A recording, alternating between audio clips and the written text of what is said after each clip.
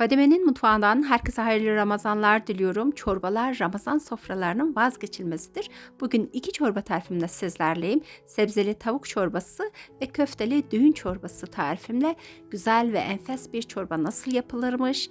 Gelin videomda hep beraber seyredelim. İlk olarak sebzeli tavuk çorbanın yapım aşamasıyla başlıyorum. Bir kalçalı butun üzerine bir tatlı kaşığı tuz ilave edip üzerine de 1 litre su ekleyerek ocağa alıyorum. Sebze olarak bir adet küçük boy havuç, bir adet küçük boy kapya biber, difrizimde şoklanmış kapya biberim vardı, onu kullandım. Bir küçük soğan ve bir tutam maydanoza ihtiyacımız var.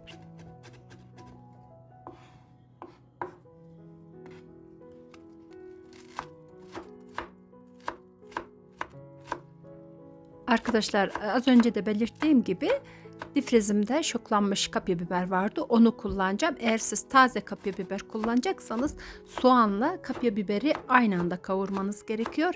Ama ben kapya biberim daha öncesinde közlenmiş olduğu için maydanoz ve kapya biberi çorbanın en son aşamasında ekleyip sadece 2 dakika kadar kaynatacağım.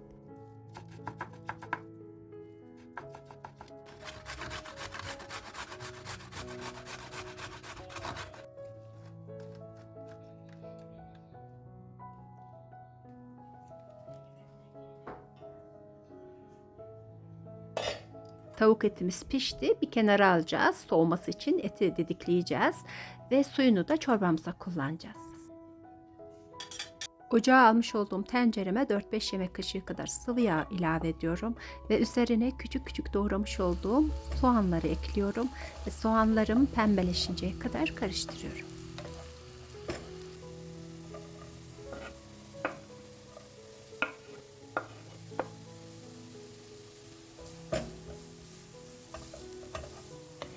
Rendelenmiş olduğum havucu da ekledikten sonra 1 yemek kaşığı dolusu unu üzerine ilave ediyorum ve un kokusu çıkıncaya kadar kavuruyorum.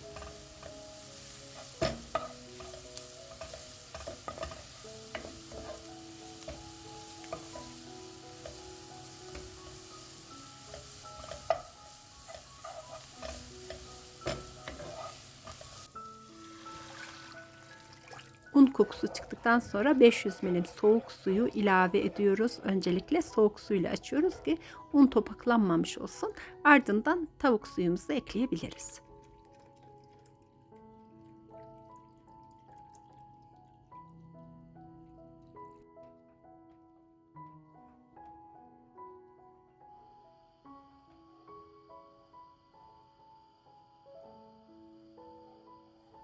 Çorbamız sebzelerle birlikte kaynamaya başladı. Tencerenin kapağını kapatıp sebzelerimiz yumuşayıncaya kadar pişmesini sağlayalım.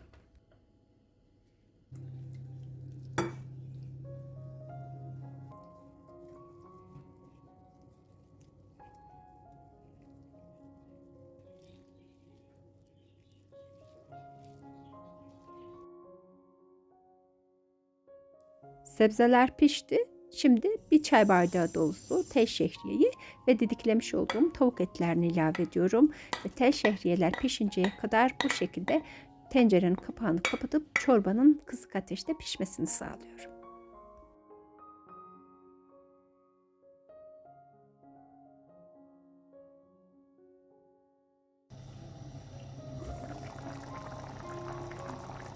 Çorbamız pişti. Küçük küçük doğramış olduğum köz kapya biberi ve maydanozu ilave edip 2 dakikada bu şekilde kaynatıp ocağın altını kapatacağım. Bu esnada baharatlarla lezzetlendirebilirsiniz. Ben sadece yarım çay kaşığı pul biber ekledim. Dilerseniz toz biber ve karabiber de ekleyebilirsiniz arkadaşlar. Tamamıyla sizin tercihiniz.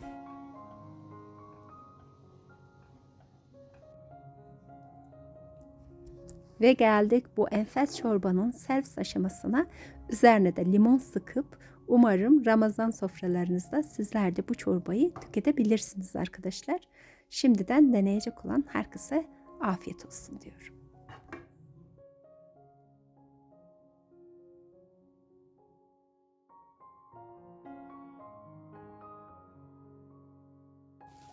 Ve geldik bir diğer çorbamız, köfteli düğün çorbamızın hazırlanma aşamasına. Önceden haşlayıp difrize koymuş olduğum 200 gram kadar aşurelik buğdayım var ve üzerine bir tatlı kaşığı tuz ilave ediyorum. 1 litre suyu ekledikten sonra ocağa 10 dakika kadar kaynamaya bırakıyorum.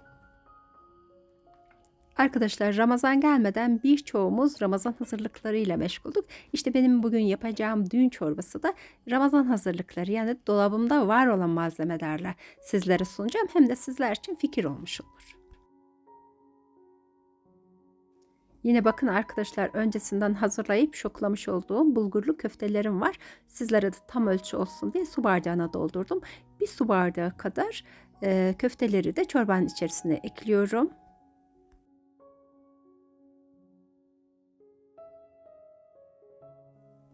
Köfteler kaynamaya başlayınca şoklamış olduğum kemik suyundan bir kaşık kadar çorbamın içerisine ilave ediyorum. Ve köftelerin pişmesi için tencerem kapağını kapatıyorum. Çorbamız pişe dursun. Biz de yoğurtlu terbiyesini hazırlayalım. Bir su bardağı dolusu yoğurdun katı kısmından kaseme alıyorum. Üzerine bir yemek kaşığı dolusu un, bir küçük diş sarımsak rendeliyorum ve bir yumurta sarısı ekliyorum. Bir su bardağı soğuk suyla açacağız. Suyun önce bir miktarını alıp çırpıcıyla bir süre karıştırdıktan sonra kalan suyu da ilave edip terbiyemi pürüzsüz bir şekilde çırparak karıştırıyorum.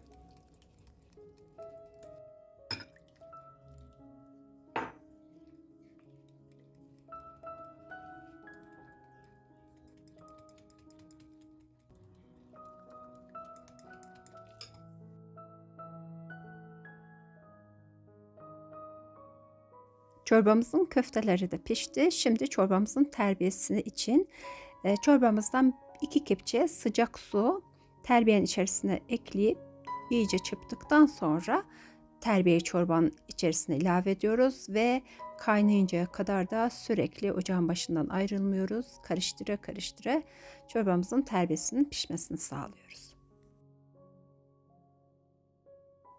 Arkadaşlar, birçoğunuz biliyorsunuzdur, düğün çorbası genelde kuzu gerdanda hazırlanır. Biz bugün ne yaptık? Daha düşük maliyetle aynı lezzete eşdeğer harika bir düğün çorbası hazırlamış olduk. Hem içerisine ilave etmiş olduğum kemik suyu hem de bir su bardağı kadar bulgurlu köfte düğün çorbasının lezzetine lezzet kattı. Sizler de bu tarifi denediğinizde sonuçtan kesinlikle memnun kalacaksınız.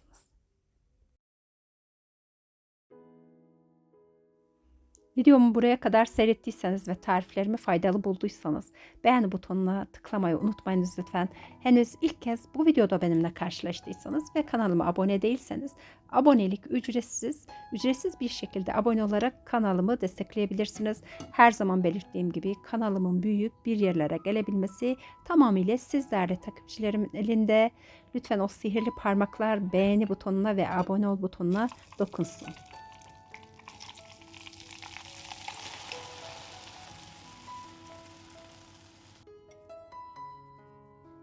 Herkese şimdiden hayırlı iftarlar diliyorum. Bugünlük de Fadime'den bu kadar olsun. Başka bir günde yeni bir lezzetle tekrardan görüşmek üzere. Sağlıcakla kalın. Hoşça kalın.